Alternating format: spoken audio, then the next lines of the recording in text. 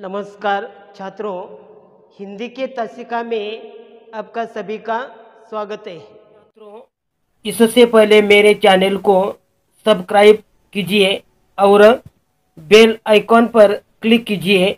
इससे मेरे सभी वीडियो का नोटिफिकेशन आपको मिल जाएगा। तो आज हम मुहावरे का अध्ययन करेंगे।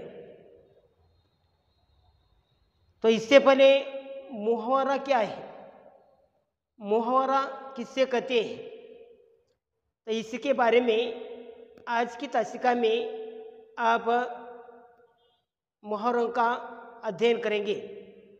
मुहावरा क्या है? जब कोई शब्द समूह अपने मूल या सामान्य अर्थों को छोड़कर किसी विशिष्ट या लाक्षणिक अर्थों में प्रचलित हो जाता है तो उसे मुहावरा कहते हैं। मुहावरा क्या है कि जब कोई शब्द समूह अपने मूल या सामान्य अर्थ को छोड़कर किसी विशिष्ट या लाक्षणिक अर्थ में प्रचलित हो जाता है तो उसे मुहावरा कहते हैं। मुहावरों का जन्म लोक जीवन में होने वाली आम बातचीत से हुआ है। मुहावरों का जन्म लोक जीवन में होने वाली आम बातचीत से हुआ है। कभी कभी लोग कोई बात लाक्षणिक भाषा में कहते हैं। यही बात धीरे धीरे मुहावरे का रूप धारण कर लेती है। इनके प्रयोग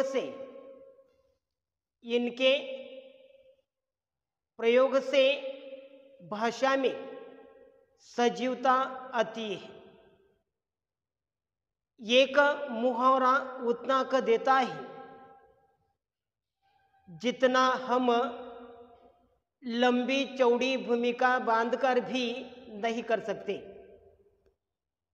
यही मुहावरा है कि मुहावरा का जन्म लोक जीवन में होने वाली आम बातचीत से हुआ है। कभी कभी लोग कोई बात लाक्षणिक भाषा में कहते हैं। यही बात धीरे धीरे मुहावरे का रूप धारण कर लेती है। इनके प्रयोग से भाषा में सजीवता आती है। एक मुहावरा उतना का देता है जितना हम लंबी चौड़ी भूमिका बांधकर भी नहीं कह सकते। मुहावरों में प्राय शरीर के अंगों, प्राकृतिक वस्तुओं या अन्य पदार्थों का उल्लेख होता है। ऊपरी तौर पर इनका अर्थ अट्टा पट्टा और निरर्थक प्रतीत होता है कि इनका मुहावरे का जो अर्थ है कि वो ऊपरी तौर पर देखा जाए तो उनका अर्थ है अट्टा पट्टा और निरर्थक प्रतीत होता है, परंतु इनसे जो लाक्षणिक अर्थ निकलता है कि वह महत्वपूर्ण है, कि वही मुहावरे से जो लाक्षणिक अर्थ निकलता है वही महत्वपूर्ण होता है। उसी के कारण भाषा सजीव, प्रवाही एवं आकर्षक बनती है। कि मुहावरे के कारण कि भाषा सजीव, प्रवाही एवं आकर्षक बनती है। जैसे तुम तो बस दिन भर, जैसे उदाहरणार्थ देखिए, तुम तो बस दिन भर दूसरों की टोपी उतारते रहते हैं। कि तुम तो दिन भर दूसरों की टोपी उतारते रहते हैं, क्या अब दूसरों को बोलते हैं। लेकिन यहाँ टोपी उतारने का जो अर्थ है, सिर से टोपी उतारना नहीं है। कि आप देखिए कि आप दूसरों को बोलते समय कि दूसरों की टोपी उतारते रहते हो, लेकिन यहाँ टोपी उतारने का अर्थ सिर से टोपी उतारना नहीं है, बल्कि दूसरों की बेइज्जती करना है, यही उसका अर्थ है। इसी प्रकार उसने पेट काट काट कर धन जोड़ा है, ऐसा देखिए एक मोहरा है कि इसी प्रकार उसने पेट काट काट कर धन जोड़ा है। इस वाक्य में पेट काटना शब्द का प्रयोग सामान्य अर्थ में नहीं हुआ है। यहाँ पेट काटने का मतलब बहुत किफायत करके या मुश्किल से होता है कि आप सच वो दूसरे व्यक्ति को बोलते समय सोचे कि आपने पेट काट काट कर धन जोड़ा है। इस वाक्य में पेट काटना शब्द का प्रयोग सामान्य अर्थ में नहीं हुआ है। यहाँ पेट काटने का मतलब बहुत किफायत करके या मुश्किल से होता है। तुलनात्मक अध्ययन के लिए यहाँ एक सामान्य वाक्य और मोहरा से युक्त वाक्य साथ साथ दिए गए हैं और इनके अभ्यास द्वारा विद्यार्थियों को मोहरे के स्वरूप और प्रयोग का अच्छा ज्ञान हो जाएगा। इसलिए कि उसी समय यह सामान्य अर्थ है और मोहरे का प्रयोग है कि आप दूसरों के साथ बातचीत करते समय कि आप सामान्य अर्थ से बातचीत करते हैं, लेकिन उसमें से ही मोहरे की निर्मिति होती है। जैसा उदाहरण नंबर 1 देखिए, गुंडे को पकड़ने में पुलिस को बड़ी कठिनाई हुई। वाक्य नंबर 1, गुंडे को पकड़ने में पुलिस को बड़ी कठिनाई हुई। मोहरे का जो प्रयोग है, गुंडे को पकड़ने में पुलिस के दांतों पसीना आ गया। गुंडे को पकड़ने पुलिस को दांतों पसीना आ गया, बड़ी कठिनाई हो गई, यानी उसका मुहारा का जो उपयोग करते समय दांतों पसीना आ गया। उसी प्रकार दूसरा उदाहरण है, भारतीय क्रिकेट टीम की विजय से मुझे बड़ा आनंद हुआ। बड़ा आनंद हुआ यह मुहारा है और यह वाक्य मुहारों के भाषा में कि भारतीय क्रिकेट टीम की विजय से मेरा दिल उछल पड़ा।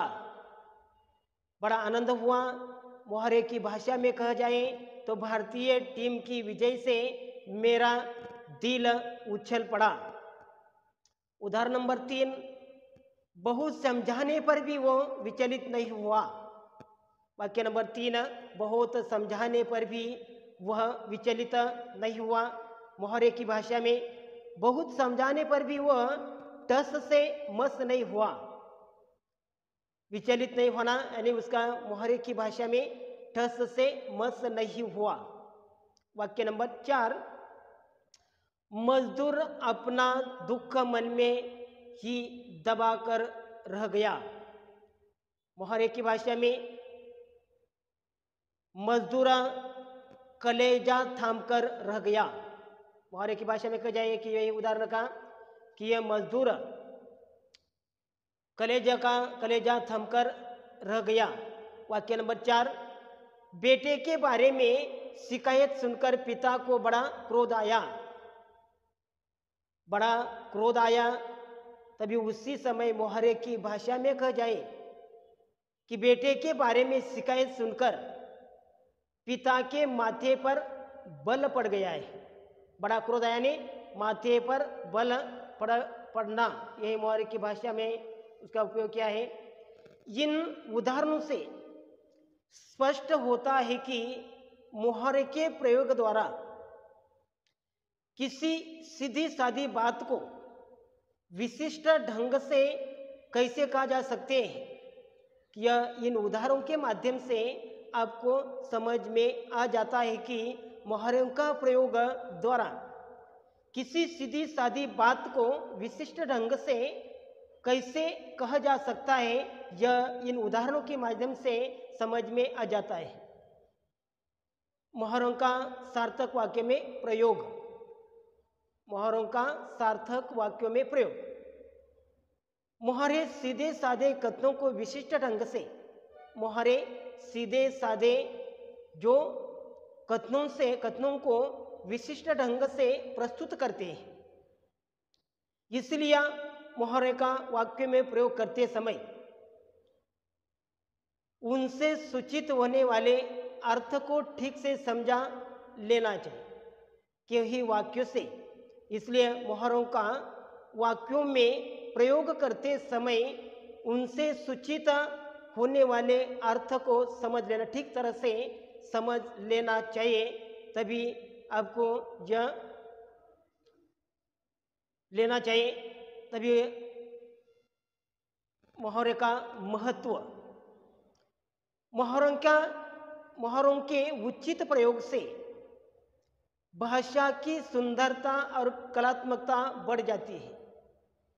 मुहावरों का जो महत्व है भाषा में, मुहावरे का क्या महत्व है कि उसी समय मुहावरों का जो महत्व है भाषा में, हर एक भाषा में, कि मुहावरों के उचित प्रयोग से भाषा की सुंदरता और कलात्मकता बढ़ जाती है। भाषा की मुहावरों के कारण भाषा की सुंदरता और कलात्मकता बढ़ जाती है। इनका सटीक प्रयोग भाषा को जानदार बना देता है। भाषा के जो मुहावरे के कारण भाषा की सुंदरता और कलात्मकता बढ़ जाती है। इनके सटीक प्रयोग से जो भाषा जानदार बनती है, इनके कारण भाषा शक्तिशाली बनती है। क्या देखिए कि भाषा में जब मुहावरा नहीं होता तब यह भाषा निरर्थक लगती है, और भाषा की जो मुहावरों के कारण, मुहावरों के प्रयोग के कारण भाषा में सुंदरता और कलात्मकता आ जाती है। इनका सटीक प्रयोग से भाषा को जानदार बना देती है और इनके कारण भाषा शक्तिशाली बन जाती है और उसके सामर्थ्य में वृद्धि होती है। भाषा के सामर्थ्य, मुहावरों के कारण भाषा के सामर्थ्य में वृद्धि होती है। मुहावरेदार भाषा अधिक मार्मिक होती है और इसलिए भाषा में मुहावरों का होना अत्यंत महत्वपूर्ण है। मुहावरों के सही प्रयोग से भाषा समृद्ध बनती है। इनके प्रयोग से बातचीत में चार चांद लग जाते हैं कि भाषा जो मुहावरों के कारण, उसका सटीक प्रयोग के कारण भाषा है शक्तिशाली बनती है और उसके सामर्थ्य में वृद्धि होती है। मुहावरेदार भाषा अधिक मार्मिक होती है कि जब भाषा मुहावरेदार होती है तब उसी समय यह भाषा अधिक मार्मिक होती है। मुहावरों के सही प्रयोग से भाषा समृद्ध बनती है। इनके प्रयोग से बातचीत में चार चांद लगा देते हैं। इसलिए यह आवश्यक है कि मुहावरों का सही ज्ञान हो और उनका प्रयोग उचित ढंग से हो। इनका गलत या अनुचित प्रयोग भाषा के सौंदर्य को नष्ट कर देता है, नष्ट करता है कि यह भाषा के, इसलिए यह आवश्यक है कि मुहावरों का सही ज्ञान हो और उनका प्रयोग उचित ढंग से हो। इनका गलत या अनुचित प्रयोग से भाषा के सौंदर्य को नष्ट करता है और प्रयोगकर्ता को उपहास का पात्र बना देता है। प्रयोगकर्ता को उपहास का पात्र बना देता है। यहाँ अर्थ और वाक्य प्रयोग के साथ जो मुहावरे दिए गए कि उसका पढ़ते समय, अध्ययन करते समय कि यह ध्यानपूर्वक पढ़िए और याद रखिए कि उसी प्रकार यह जो मुहावरा है भाषा में कितना महत्वपूर्ण होता है। तभी यही मुहावरे का महत्व जो कहा जाता है कि उसका जब सही उपयोग किया जाए तो भाषा में सुंदरता बढ़ती है, कलात्मकता बढ़ती है। इनका सटीक प्रयोग भाषा को जानदार बना देते हैं और इनके कारण भाषा शक्तिशाली बनती है और उसकी सामर्थ्य में वृद्धि हो जाती है। मोहरेदार भाषा अधिक मार्मिक होती है और इसलिए भाषा में यह मोहरा होना अधिक महत्वपूर्ण होती है। मोहरे के प्रयोग से भाषा समृद्ध होती है। इनके प्रयोग से बातचीत में चार चांद लगते हैं। इसलिए यह आवश्यक है कि मोहरे का सही ज्ञान और उनका प्रयोग उचित ढंग से यह करना अनिवार्य है। और इसलिए जब अपने मोहरे का उचित ढंग से प्रयोग नहीं किया जाए, इनका गलत या अनुचित प्रयोग भाषा को सौंदर्य को नष्ट कर देता है। और इसी प्रकार कि यह भाषा में मोहरे का अत्यंत महत्वपूर्ण जो महत्व है। और इसलिए यह आज के तासिका में मोहरा यही खत्म हो गया। धन्यवाद।